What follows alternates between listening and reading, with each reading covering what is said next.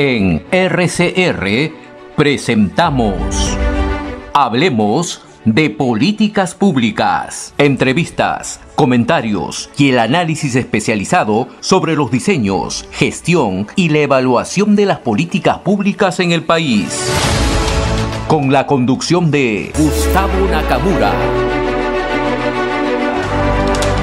Hablemos de Políticas Públicas.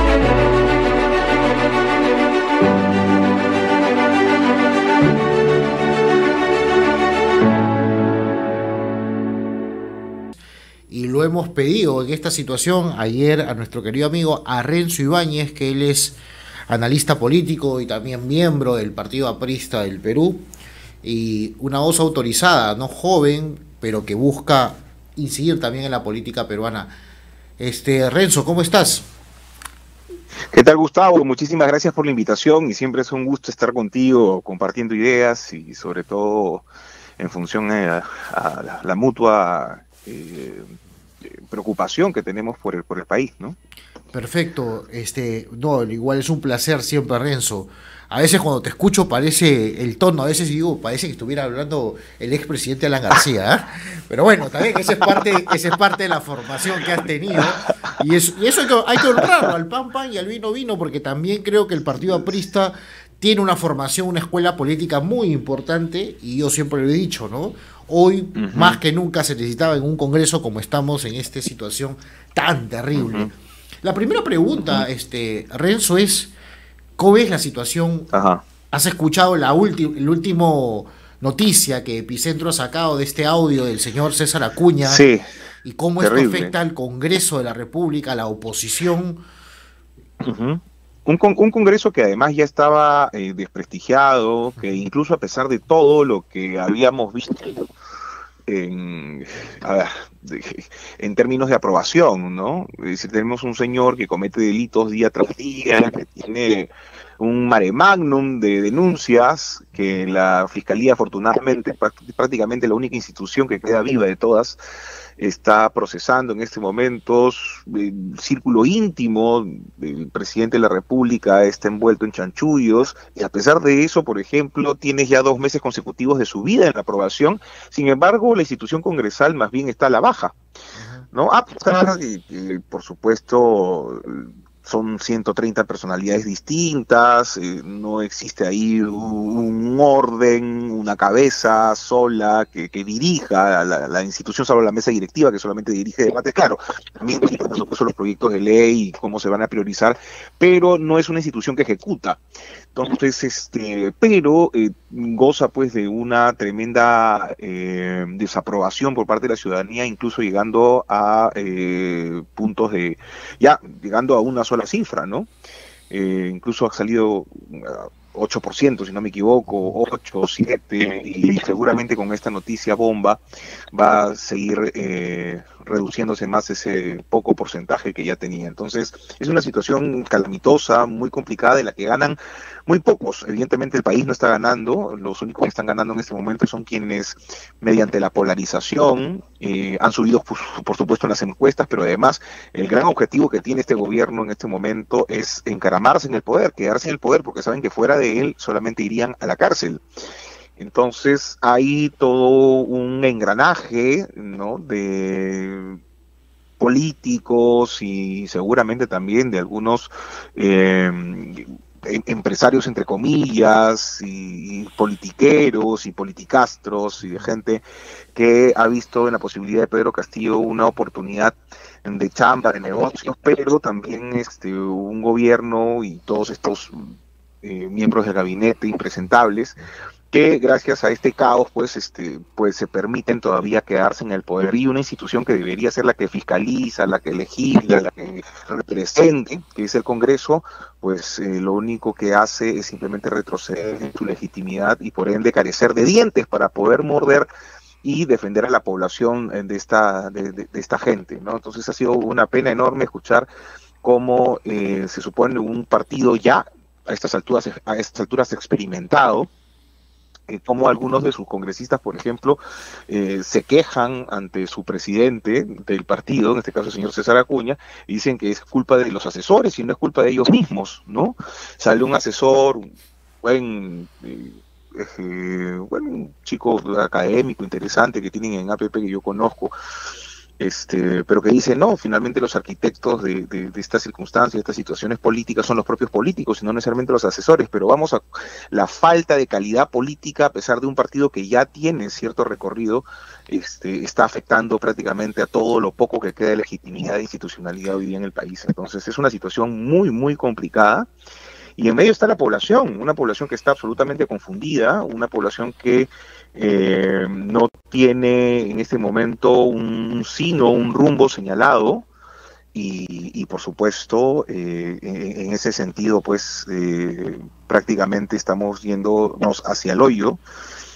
Lo peor de todo es que en medio de la circunstancia tan complicada en términos políticos, económicos y sociales, van ganando justamente estas personas que están en el poder y no va ganando la razón, ¿no?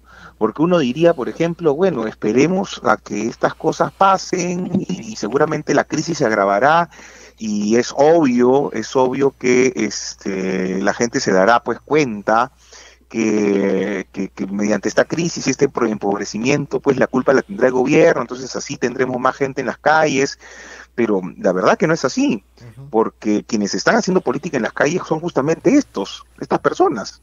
Entonces, ¿qué pasa? Que, por ejemplo, esta misma crisis económica, esta subida de los precios, esta subida de la inflación, esta falta de medicinas en muchos sectores, sobre todo en los más pobres del país, esta falta de fertilizantes, por ejemplo, para la agricultura, sobre todo en los espacios de agricultura de subsistencia, que son además de vida o muerte para el campesinado, que son justamente aquellos que son los más relegados por el Estado, no ven bien de quién es la culpa, ¿no? De repente nosotros que somos más entendidos en la materia sabemos que los incapaces que están en el gobierno tienen la culpa de todo esto, pero estos incapaces a su vez son muy capaces políticamente para generar voceros en las regiones, ahí donde el Estado no está, para, por ejemplo, dirigir esa indignación y esa frustración hacia el Congreso, hacia la Constitución, ¿no? Hacia los políticos, entre comillas, tradicionales. Entonces ellos terminan siendo como que los culpables finalmente de una crisis que es a todas luces culpa de este gobierno. Y ahí en esa base justamente estamos sin ninguna presencia y mucho menos una autoridad que pueda debatir esas ideas para poderle dar mayor claridad a la población. Entonces estamos en una situación muy, muy calamitosa, muy, muy complicada, muy caótica, y en donde está reinando hasta el momento pues la polarización y la violencia, ¿no? Y aprovecho, Renzo, en tu análisis, lo que, mira, lamentablemente esta situación ya escaló, hay congresistas que van tuiteando de la oposición, ¿no? La congresista Norma Yarrow, hay diversos congresistas que ya se van pronunciando ante esta situación para que ella deslinde de su partido, la señora Camones de Alianza para el Progreso, para conservar la mesa directiva y todo ello, pero en el fondo lo que está pasando es una polarización, como tú bien lo estás diciendo, que en el fondo de todo esto no le da una calidad de vida al ciudadano, ¿no? Hace un rato, para nada. Hace un rato hablábamos con Raúl Agarte haciendo los estudios económicos o macroeconómicos que se dan y cada vez se ensancha el aparato estatal, pero hay menos formalidad, hay menos formales. Entonces ya estamos en una situación complicada, Renzo, bien complicada. ¿Cuál crees que es la salida? ¿Cuál crees que por dónde va a ir la salida? Porque yo creo que ya estamos en una... Yo lo que percibo es que el huaico se viene en cualquier momento y no sabemos por dónde va a ir. Sí, esta es una situación, mira, y cuando hablas de huaico, por ejemplo, hay unos escritos que Sánchez decía, este tipo de situaciones caóticas en el Perú es como un huaico, pues, ¿no? Sabes que viene esta suerte de cúmulo de piedras y de barro, pero que no sabes por dónde va a discurrir, por dónde va a salir, ¿no? Y ese es el gran tema, ¿no? Porque uno se pone a pensar, sí, efectivamente, a ver, teóricamente el señor Pedro Castillo debe salir inmediatamente del gobierno, yo estoy totalmente de acuerdo, ojalá hayan los votos, veo que no lo hay, no hay ni siquiera intención de quererlos buscar, no hay una intención, además, por parte de estos niños, esta gente que está conchavada con el gobierno y que ya además tiene pues un tufillo de corte delincuencial, y por ello es que no logramos a los 87 votos que se necesita según la tradición parlamentaria, porque ni siquiera es una ley. Entonces, ahí hay un problema. El otro es el tema del adelanto de elecciones, pero incluso ahí también hay falta de coordinación y de consenso, ¿no? Porque las iniciativas han sido una de las vicepresidentas del Parlamento y la otra es Susel Paredes, pero parece que hay algunos congresistas que todavía les falta terminar de pagar pues la camionetita que sacaron a inicios del año o a mediados del año 2021, entonces dicen que se vayan se vaya el gobierno, pero el Congreso tiene que quedarse, cosa que es un absurdo, ¿no? Y de ninguna manera nuevas elecciones con este mismo Congreso puede durar nada, ¿no? Es imposible, porque además por una cuestión propia de lógica política, todo gobierno necesita una coordinación parlamentaria y por ende de una bancada. Entonces, sería un Congreso totalmente ajeno a la institucionalidad que podría venir, así que es imposible, pero así lamentablemente estamos llenos de esas lógicas, ¿no?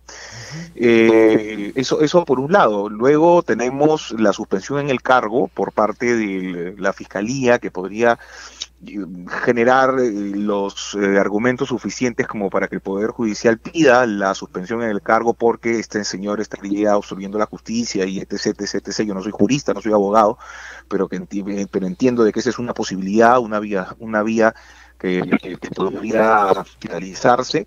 Vamos a ver cómo funciona finalmente la Fiscalía, a pesar de todos los tropezones y sobre todo los tropezones, los golpes, ¿no? Los puñetazos que viene recibiendo por parte del gobierno y sus aliados para que pueda hacer su trabajo. Entonces estamos en una situación muy complicada, un entrampamiento enorme, y necesitamos por lo menos un ejercicio de diálogo por parte de la oposición, y aquí no queda otra cosa más que la ciudadanía, una ciudadanía movilizada, ¿no? Una ciudadanía que por lo menos muestre su voz y que comience a ejercer su preocupación en términos cívicos, y eso implica no solamente movilizarse, sino también comunicar su propia frustración y convencer y tratar de que eso se convierta más bien en una ola que le genere algún tipo de problema. Pero tal cual como están las cosas, no hay ninguna institución que muerda, como te digo, salvo la Fiscalía, porque en algún momento, claro, en términos del modelo, en términos generales, el Congreso sirvió un poco para evitar, por ejemplo, cualquier exabrupto, ¿no? Tipo asamblea constituyente, y en fin, pero solo sirvió para eso. El tema ahorita es un problema ya ni siquiera ideológico, sino es un problema de mafias enquistadas en el Estado, que no quieren salir y que lo que nos están llevando es al despeñadero porque se están entrampando las políticas públicas. Tú tienes un programa de políticas públicas y sabes muy bien que hay un enorme problema en términos de el apalancamiento de estas y sobre todo de cómo poder dar el famoso delivery, ¿no? De las políticas a los ciudadanos, ¿no? Sobre todo los que más esperan en estos momentos, porque al final en nombre del pueblo se termina hablando, pero claro, un gobierno que termina hambriando al pueblo y que termina sobre todo sometiéndolo. Y es una preocupación muy grande. Este es un problema de orden político que espero se pueda solucionar en el ámbito institucional, pero creo que la única manera de que pueda avanzar esta situación es con ayuda de la ciudadanía movilizada. No veo otra forma. Y espero que las instituciones que todavía perviven tengan algunos dientes para poder morder, ¿no? En este caso, por ejemplo, la Fiscalía de la Nación, y cada vez menos, ¿no? Por supuesto, el Congreso de la República, lastimosamente, ¿no? Lastimosamente. Lo que ha pasado hoy día es una bomba, lo que ha terminado de desnudar es simplemente lo que ha generado en este momento es darle mayores puntos al gobierno y sobre todo darle la razón, ¿no? Justificar su presencia y más bien con esto generar los argumentos, entre comillas, o las argucias para poderlo cerrar. Así que estamos ante eso, un posible cierre del Congreso, porque es un Congreso que no representa a nadie y claro, en un país tan antiparlamentario como nosotros es muy fácil irte contra el Parlamento, ¿no? El otro día conversaba con algunos amigos políticos sobre cuál fue, por ejemplo, el real móvil o por qué es que fue finalmente vacado Vizcarra. Y pasa por una situación fundamental, ¿no? Terminó siendo vacado porque quiso jugar a la vieja confiable de ir contra el Parlamento. Pero ¿por qué lo hizo? Porque cuando tuvo que impulsar, por ejemplo, una bancada parlamentaria después de que cerró el Congreso en las nuevas elecciones, no lo quiso hacer. Es decir, él quiso jugar, ¿no?, a la contra del Parlamento, a la vieja confiable de patear al Parlamento. Entonces dijo, yo no voy a tener ningún congresista, entonces así los pateo y sigo jugando y superviviendo como he venido superviviendo hasta ahora. En este caso no, este señor todavía tiene algunos parlamentarios, algunos niños que han evitado con esos 44 votos que tiene duros que lo vaquen. Entonces acá hay un problema, pues, un entrampamiento enorme. Algunos incluso evocan la presencia de las Fuerzas Armadas, pero creo que hasta ellas también están contaminadas de esto. Es una situación muy, muy complicada, Totalmente, Renzo, has dado una descripción clara de la situación. No hay salida a grandes... a la vista, o por lo menos rápido, en el corto plazo, ¿no? En el corto plazo vemos que esto va totalmente, ¿no? El Parlamento está totalmente debilitado, esta situación. Vamos a ver qué pasa en estos días. Es un país que nunca se puede aburrir, pero creo que ya nos cansamos. No, que va a ser, pero claro, hay una gran diferencia entre la preocupación y el avecinamiento de la muerte, ¿no?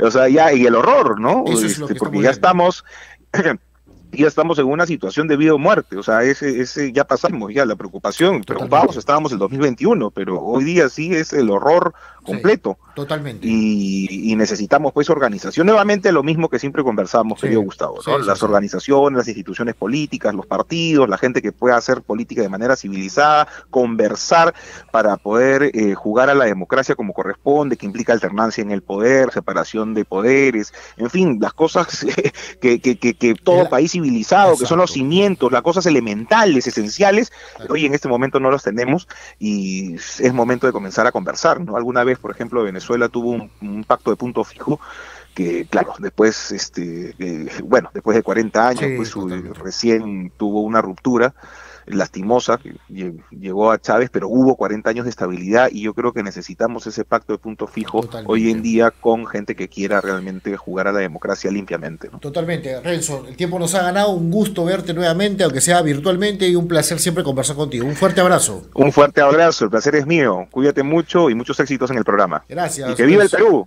y a seguir adelante, a pesar del horror, igual, siempre está la esperanza. Así es. Muchísimas gracias, Renzo. Un fuerte abrazo. Cuídate. Estuvo con nosotros Renzo Ibáñez, analista político y también miembro del Partido Aprista del Perú.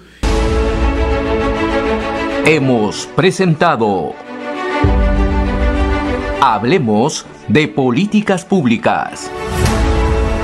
Nos reencontramos en nuestra